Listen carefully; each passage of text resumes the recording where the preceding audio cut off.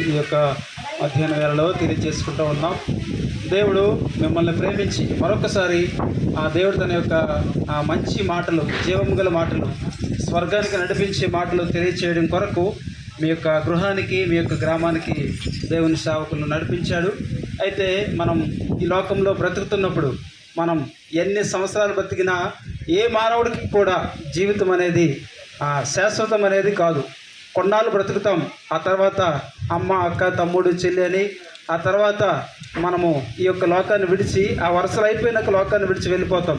కొంత సమయం మాత్రమే, 30, 60, 70, 80, 100 దేవుడిచ్చినటువంటి ఆ యొక్క ఆరోగ్యాన్ని బట్టి, బలాన్ని బట్టి కొద్ది సమయం మాత్రమే మనం ఈ లోకంలో బ్రతికి ఆ తర్వాత చనిపోవాలి. అయితే దేవుడు అంటా ఉన్నాడు, తాను ఆ యొక్క పరలోక రాజ్యం నుంచి మనలను తన సొంత గృహం నుంచి ఈ లోకానికి పంపించాడు.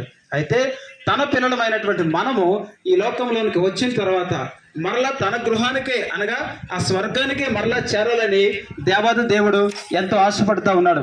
అందుకని ఆయన చెప్తా ఉన్నాడు కదా, భారం మోసుకుంటున్న సమస్త జనులారా నా యొద్దకు రండి, నేను మీకు విశ్రాంతిని ఇస్తాను అంటున్నాడు. ఏమిటా భారం అంటే? పాపం అనే భారం, రోగం అనేటువంటి భారం, దయ్యపు శక్తులతో పీడించబడేటువంటి భారం, శాపం అనేటువంటి భారం, వ్యసనాలు అనేటువంటి భారం, కుటుంబాల్లో నెమ్మదలేనటువంటి, సమాధానం లేనటువంటి భారాలు.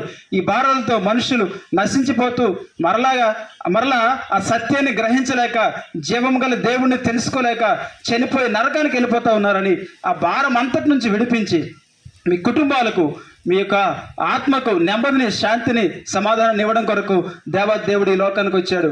మేము కూడా మీకులాగనే ఎన్నో రకాలైన సాంప్రదాయాలు, ఆ విధానాల్లో మేము బ్రతికాం. అయితే మీకులాగనే మేము కూడా శ్రమలో, బాధలో, కష్టంలో, ఆ దయ్యపు శక్తుల చేత, చెల్లంగి శక్తుల చేత మేము బాధించబడుతున్నప్పుడు మీకులాగిన మాకు కూడా ఇలాగా కొంతమంది దేవుని సేవకులు వచ్చి దేవుని సువార్త చెప్పి మాటలు చెప్పినప్పుడు మేము నమ్మాము. మా కుటుంబంలో ఉన్నటువంటి సమస్యలు, శోధనలు, బాధలు, ఇబ్బందుల నుంచి దేవుడు విడిపించాడు. దురాత్మ శక్తుల నుంచి విడిపించాడు. దయ్యపు శక్తుల నుంచి, చెల్లంగి శక్తుల నుంచి విడిపించాడు. మా కుటుంబాలు ఇప్పుడు నెమ్మదితో ఉన్నాయి, సమాధానంతో ఉన్నాయి, ఆరోగ్యంతో ఉన్నాయి. అందుకనే మీరు కూడా ఇలాంటి గొప్ప రక్షణ, ఇలాంటి గొప్ప ధన్యత, ఇలాంటి గొప్ప క్షేమము, ఆరోగ్యం మీరు పొందుకోవాలని దేవుడు మిమ్మల్ని ప్రేమిస్తూ ఈ మాటలు తెలియజేస్తూ ఉన్నాడు.